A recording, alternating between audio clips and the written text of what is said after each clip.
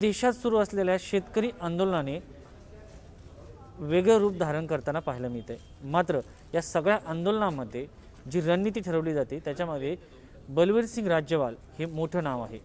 पंजाबचे एक शेतकरी नेते आहेत। ते नेते आज महाराष्ट्रातील सर्वात मोठ्या शेतकरी चॅनलवरती म्हणजे मॅक्स किसानवरती मॅक्स महाराष्ट्रवरती आहेत। त्यांच्याशी आपण चर्चा करणार आहोत। नमस्कार जी, आपका स्वागत है हमारे मैक्स महाराष्ट्र चैनल में। आज जो मीटिंग हुई तो इनमें क्या क्या सामने आ रहा है? किसानों की मौतें हो रही है, इसका कुछ असर पड़ रहा है? देखिए, ये किसानों की आर्थिक आज़ादी का आंदोलन है, बल्कि देश की आर्थिक आज़ादी का आंदोलन है। जिस तरफ देश जा रहा है, हर चीज़ कॉरपोरेट हाउसेस की तरफ जा रही है। आम आदमी की कोई कहीं अहमियत नहीं। तो देश की आज़ादी से के बाद आज तक हम आम आदमी का रहन सहन, उसका रोटी रोज़ी, उसका रोज़गार ये एश्योर नहीं कर पाए। तो इसी तरह कृषि हमारी जो अर्थव्यवस्था है उसका धुरा है, वो डामाडोल हो गई है। सरकार कृषि क्षेत्र को भी कॉरपोरेट हाउसेस के हवाले करने वाली है। इसीलिए वो नए नए तरीके ढूंढ के कुछ कानून बना के लाई है जो कॉन्स्टिट्यूशनली गलत हैं, जिसमें कोई सरकार का अधिकार नहीं स्टेट सब्जेक्ट्स में दखल देने का। उन्होंने वो भी कानून बना दिए हैं। तो उसके विरोध में बड़ी लंबे समय से ये तैयारी हो रही थी। तो अब ये आंदोलन खड़ा हो गया है। पंजाब इसका सेंट्रल पॉइंट है, धुरा है, ये तो मान ली। लेकिन ये अब तो सारे देश में ये आंदोलन फैल गया है। तो ये आर्थिक आज़ादी की लड़ाई, इसीलिए मैं कह रहा हूँ, इसमें आज सिर्फ किसान नहीं, हर सेक्शन ऑफ सोसाइटी इसमें आज शामिल हो गया है।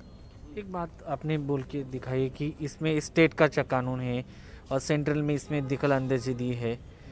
आज सुप्रीम कोर्ट में भी ये मामला उठा है। क्या लगता है सुप्रीम कोर्ट का आज का जो फैसला आया है? उन्होंने कहा है कि किसान आंदोलन कर सकता है, लेकिन आगे की रणनीति क्या है? किसान संगठन क्या सोचता है?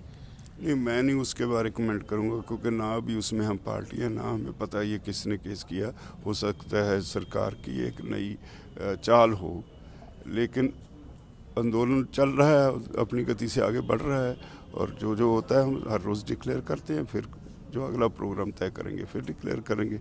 लेकिन एक बात बड़ी स्पष्ट बार बार कह रहे हैं कि इतिहास में इस आंदोलन का एक अलग स्थान रहेगा। दुनिया में आज तक इतना लंबा आंदोलन कभी इतना पीसफुल रह के नहीं चला, और इतनी संख्या में लोग कभी पार्टिसिपेट नहीं किए। तो इसीलिए मैं इसको देश के लोगों की आर्थिक आज़ादी का आंदोलन कहता हूँ। कुछ ऐसे लोग बोल रहे हैं कि किसान आड़े रहे हैं, बातचीत नहीं कर रहे हैं। क्या ये कानून वापस लेना यही तरीका है या कानून में संशोधन? देखिए, संशोधन वो कुछ भी करने को तैयार हैं, लेकिन सवाल ये है कि उन्होंने स्टेट सब्जेक्ट में इंटर करना उनका अधिकार नहीं है। कृषि 14 नंबर पर स्टेट लिस्ट में स्टेट सब्जेक्ट है। हम व्यापार नहीं करते, किसान हम पैदा करते हैं, जो उसकी मार्केटिंग करने जाते हैं मंडी में, मार्केटिंग भी स्टेट सब्जेक्ट है, उसमें भी सरकार दखल नहीं देती।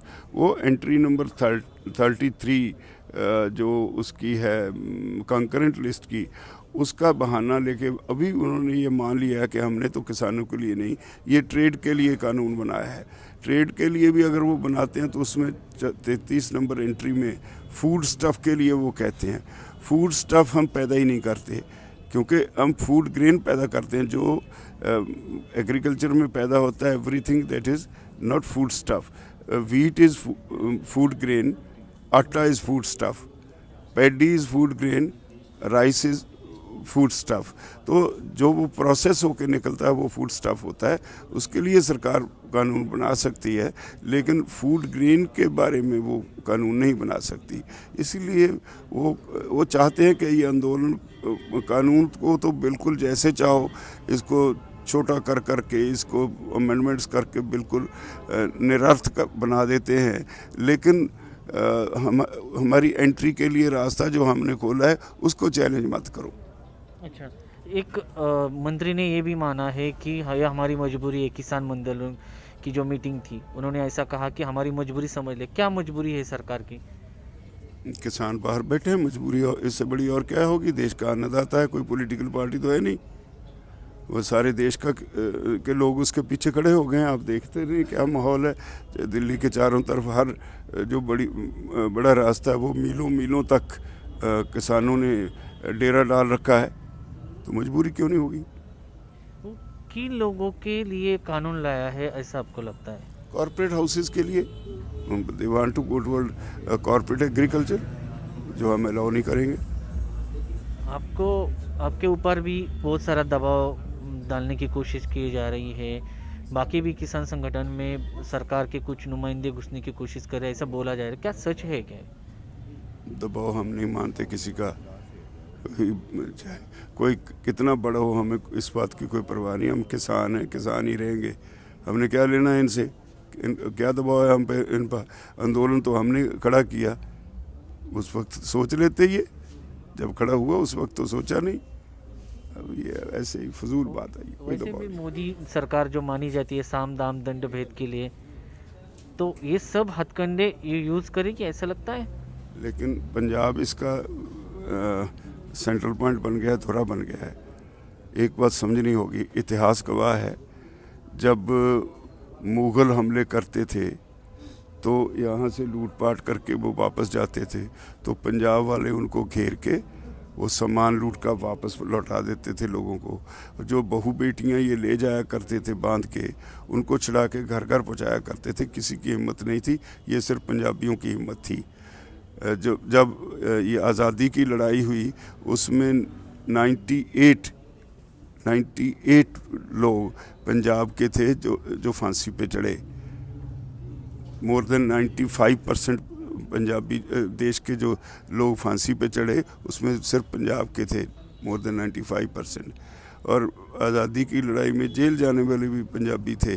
अगर देश आज़ाद हुआ तो सबसे बड़ी कीमत पंजाब और बंगाल ने तारी। 10 लाख लोग एक दूसरे ने काट दिए, जो पाकिस्तान गए उन्होंने या जो पाकिस्तान से आए उनको। दोनों तरफ ये काट बाट हुई तो कीमत पंजाब ने तारी। जब एमरजेंसी लगी तो फिर पंजाब ही लड़ता रहा। किसी स्टेट से किसी ने एक कदम भी नहीं उठाया उसके खिलाफ, और जब तक हटी नहीं लड़ता रहा। तो अब भी पंजाब ने ही शुरुआत की है। अब सरकार सरकार के बस में नहीं इस आंदोलन को पीछे हटा दे। पंजाबी कभी पीछे नहीं हटते। हाँ, इस बार और ताकत है क्योंकि पंजाब के साथ हरियाणा बिल्ड हो गया, हरियाणा के साथ यूपी हो गया, राजस्थान हो गया, मध्य प्रदेश हो गया, महाराष्ट्र हो गया।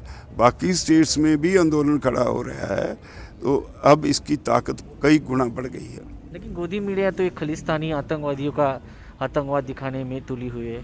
लोग सब समझते हैं उसका कोई असर हुआ लोगों पे? जो जी चाहा उन्होंने कह लिया। कभी अर्बन नक्सलाइट, कभी ये खालिस्तानी, ये सारा ड्रामा उन्होंने करके देख लिया। उसका कोई असर नहीं हुआ, बल्कि उनको गालियाँ मिलती हैं लोगों से। नरेंद्र सिंह तोमर जी ने पिछली मीटिंग में कहा था कि मैं गुहार करता हूँ कि जो बूढ़े लोग हैं वो घर पे जाए। आपको लगता है उन लोगों ने घर जाना चाहिए जिस तरह से कुछ किसान की शहीद हो गए हैं देखा जाए तो? हम पक्के मन से आए हैं। हम उनको कह के आए हैं कि कानून वापस ले लो, हम घर चले जाएंगे। मोदी जी बाकी बारे में बोलते रहते हैं, लेकिन इसके बारे में पीछे क्यों लग रहा है कि मन की बात में देखो जाए कॉरपोरेट्स का दबाव है और क्या है। ये देश कॉरपोरेट चला रहा है कि मोदी जी? कॉरपोरेट्स का ही है देश। अब आपका है कुछ इसमें? आप भी तो पत्रकारी करते हैं, भागे फिरते हैं हमारे लोगों के पीछे, तो सिर्फ अपने पेट के लिए। ये आप आराम से आपका रोटी रोज़ी का प्रबंध क्यों नहीं हुआ?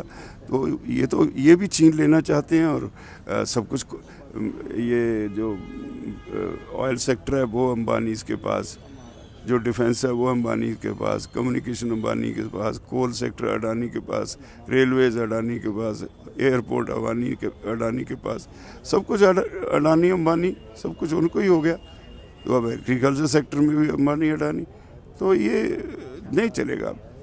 धन्यवाद जी. तर हे होते बलवीरसिंग राज्यपाल यांनी सर्व गोष्टीवरती आज भाष्य केलेलं आहे. बलवीरसिंग राज्यपाल हे महाराष्ट्रामध्ये पहिल्यांदा आपल्या चॅनलवरती बोलताना दिसत आहेत. सर्व जर पाहिलं सध्याच्या घडीला आपण तर हे जे आंदोलन आहे ह्या आंदोलनाचे सेंटर पॉईंट बलवीर सिंग राज्यपाल आहेत. त्यांनी घेतलेल्या भूमिका आणि त्यांनी उभं केलेल्या आंदोलनावरती सध्या या आंदोलनाची दिशा ठरताना दिसत आहे. शिवाजी काळे, मॅक्स महाराष्ट्र न्यूज, दिल्ली.